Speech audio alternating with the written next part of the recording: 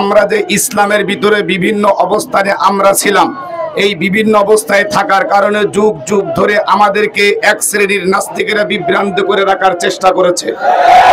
আমার আপনারা লক্ষ্য করেছেন, এই বাংলাদেশের ভিতরে যখনই পীর সাহেব চরমনা ঘোষণা দিয়েছে, যখনই একই টেবিলের ভিতরে ইসলামী মনার দলগুলা একই টেবিলে আসা শুরু করেছে। আজকে আপনারা রাজপথে দেখেছেন অনেকেই মিছিলের সামনেতে মিসকি মিসকি হেসেছে।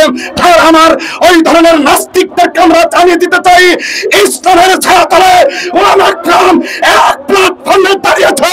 কোন নাস্তিক, কোন মুরতাদ এদের জায়গা হবে না, হবে না, হবে না। আমার আপনাদেরকে আমরা একটা বার্তা দিতে চাই, সামনের নির্বাচন পেয়ার পদ্ধতিতে হওয়া লাগবেন। যদি পেয়ার পদ্ধতিতে নির্বাচন না হয়, আমরা পুনরায় উলামা کرام ময়দানের ডাক দিলে আমরা রক্ত দেব, জীবন দেব, তবু এই চাঁদাবাজদেরকে বাংলার জমিনে থাকতে দিব না।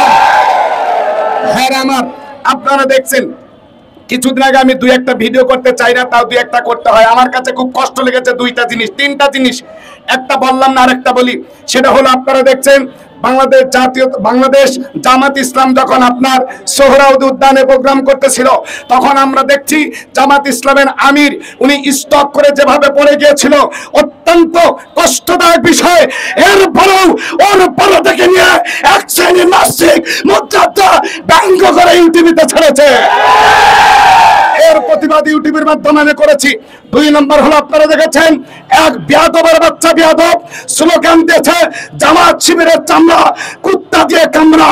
ভাইয়ের আমার, জামাত শিবিরের চামড়া নয়, তোদের চামড়া কুত্তা দিয়ে নয়, বঙ্গোপসাগরে নিক্ষেপ করবো।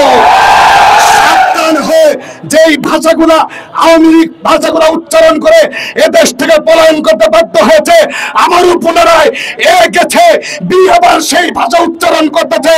যারা এই ভাষাগুলো উচ্চারণ করতেছে উলামা کرامদের বিরুদ্ধে, তাদেরকে সতর্কবাণী জানিয়ে দিতে চাই, উলামা کرام আজ একটা প্ল্যাটফর্মে দাঁড়িয়ে গেছে। সাবধান হয়ে যাও, সাবধান হয়ে যাও।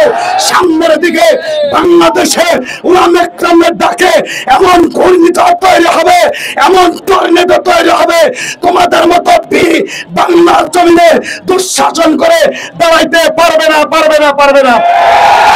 আলামিন আমাদেরকে একত্রিত ভাবে কাজ করার তৌফিক দান।